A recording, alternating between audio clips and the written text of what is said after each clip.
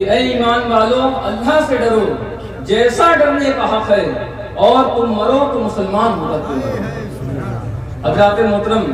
اس آیت کریمہ میں صاف صاف خدائے تعالیٰ نے ارشاد فرما دیا کہ سب سے زیادہ اگر خوف کسی کا ہونا چاہیے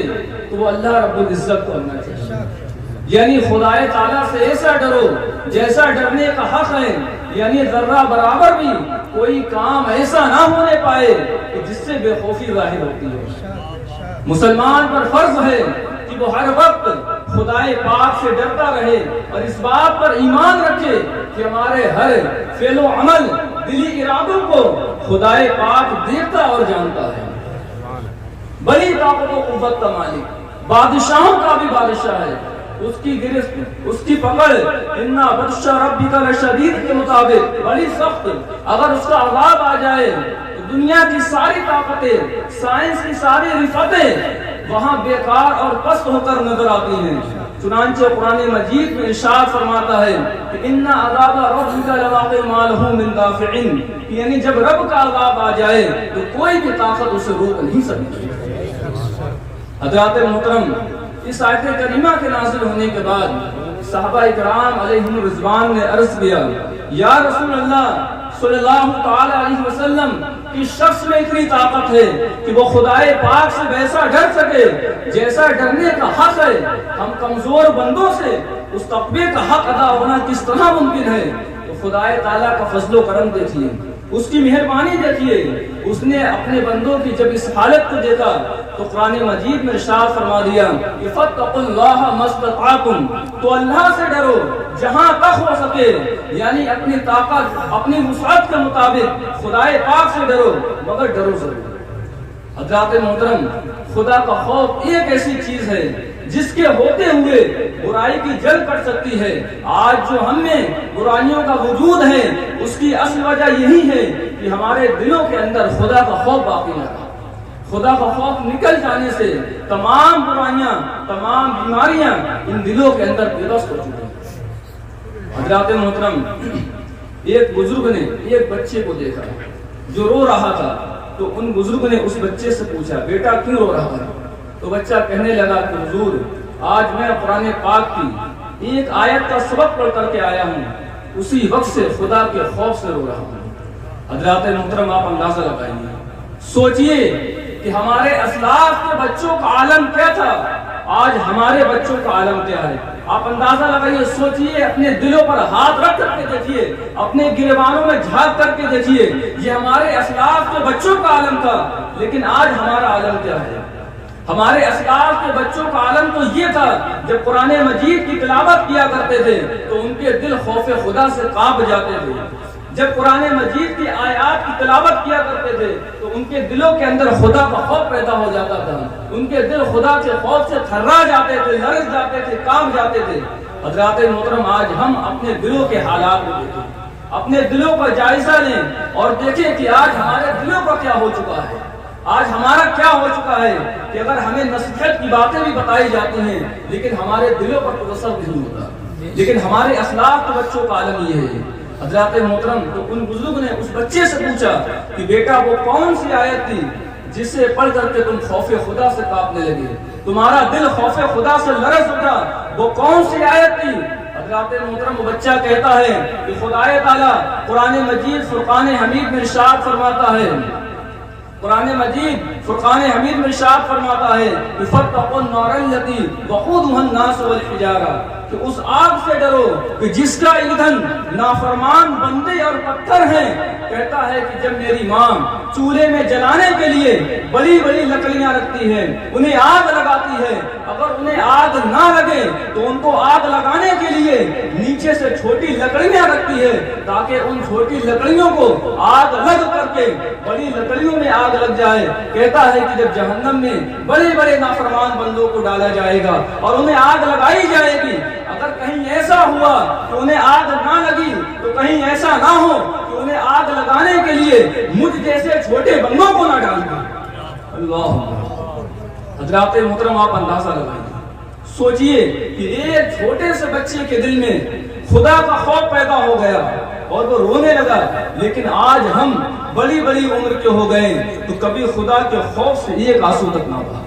حضرات محترم آپ اندازہ لگائیے، سوچئے کہ خدا کے خوف سے رونا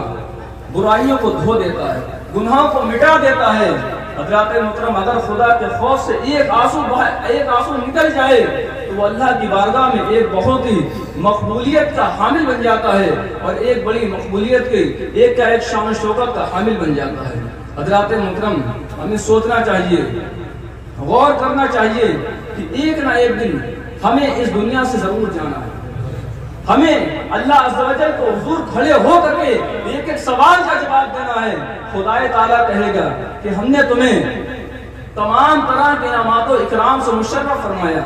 ہم نے تمہیں بے انتہا نعمتوں سے نوازا، تم ہمارے لیے دنیا سے کیا لے کر کے آئے ہو؟ اپنی تمام زندگی کو دنیاوی کاموں میں صرف کیے ہو یا اللہ کی عبادت بھی کیے ہو؟ حضرات محترم اس وقت آپ کو کہنے کی ضرورت نہ ہوگی، اگر آپ نے ان ہاتھوں سے چوری کی ہوگی تو یہ ہاتھ خود اللہ کی بارگاہ میں گواہی دیں گے۔ اگر آپ ان پیروں کے ذریعے غلط مجلسوں کی طرف چل کر کے گئے ہوں گے تو یہ پیر خود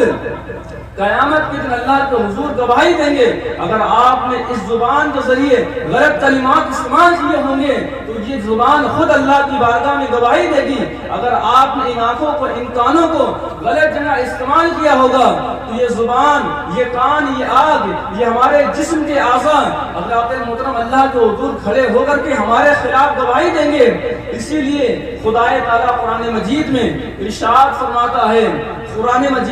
فرماتا ہے، کہ اے ایمان والو اللہ سے ڈرو جیسا ڈرنے کا حق ہے، اور تم مرو تو مسلمان ہو کر کے۔ حضرات محترم آپ اندازہ لگائیے، سوچئے، غور کیجئے کہ ہمیں اللہ کے حضور کھڑے ہو کر کے ایک ایک سوال کا جواب دینا پڑے گا۔ اگر ہم سے کیا ہے، ہمارے مال سے متعلق پوچھا جائے گا، ہماری دولت کے متعلق پوچھا جائے گا، ہم سے سوال کیا جائے گا کہ ہم نے مال کہاں سے خرچ کیا اور ہم نے کیا ہے مال کس جگہ سے کمایا۔ حضرات محترم اگر ہم یہ چاہتے ہیں کہ ہماری دنیا سنور جائے، ہماری آخرت عمدہ اور اچھی ہو، ہمیں کیا ہے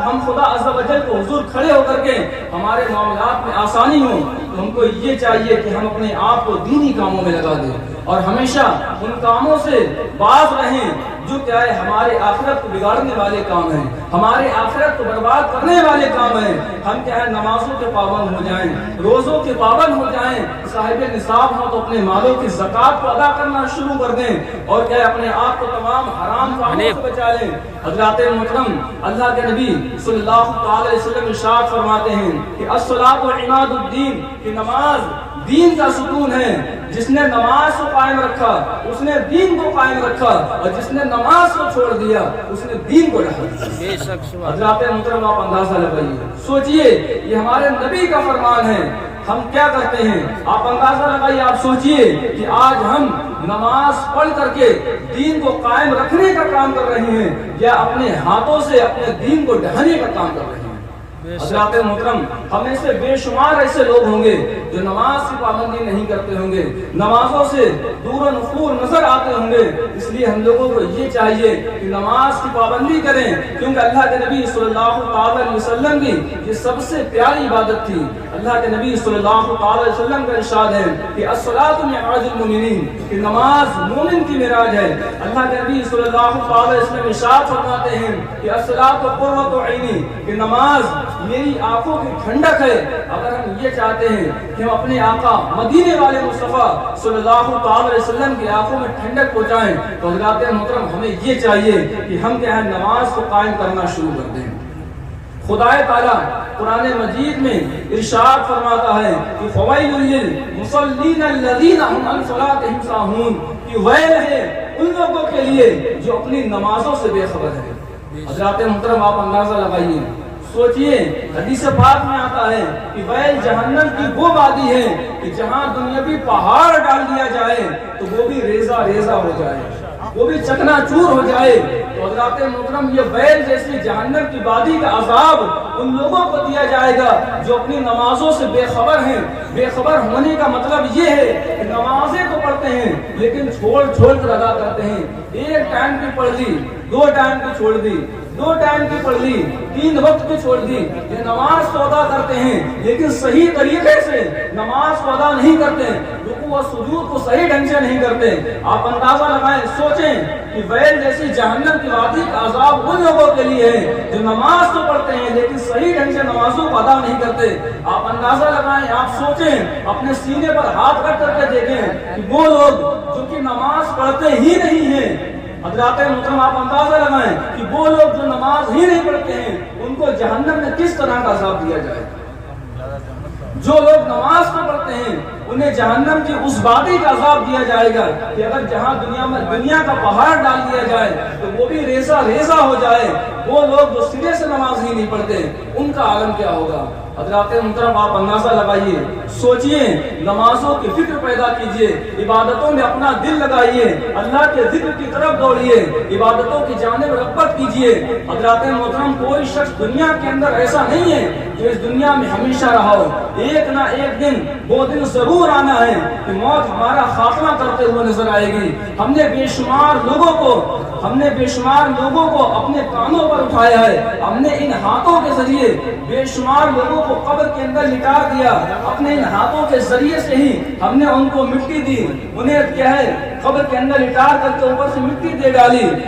تختوں سے ان کو ہم نے کیا ڈھانپ دیا۔ حضرات محترم ایک دن وہ دن بھی آنے والا ہے جس طرح سے آج ہم نے اپنے کاندھوں پر دوسروں کے جنازوں کو اٹھایا ہے، کل حضرات محترم وہ دن بھی آئے گا کہ لوگ انہی کاندھوں پر ہمارے جنازوں کو اٹھائے ہوئے ہوں گے، انہی ہاتھوں کے ذریعے ہمیں بھی کیا ہے قبر کے اندر اتار دیں گے، انہی ہاتھوں کے ذریعے ہم کو بھی کیا ہے مٹی دے ڈالیں گے۔ حضرات محترم اس لیے ہم لوگوں کو چاہیے کہ ہم کوشش یہ کریں کہ تاکہ ہماری کیا دنیا بھی کامیاب ہو جائے، ہمارا آخرت میں بھی کیا ہے کامیاب اور کامران ہوتے ہوئے نظر آئے۔ اللہ تعالی سے دعا ہے کہ ہمارے بیان کرنے میں کسی قسم کی غلطی نہیں کی معاف فرمائے۔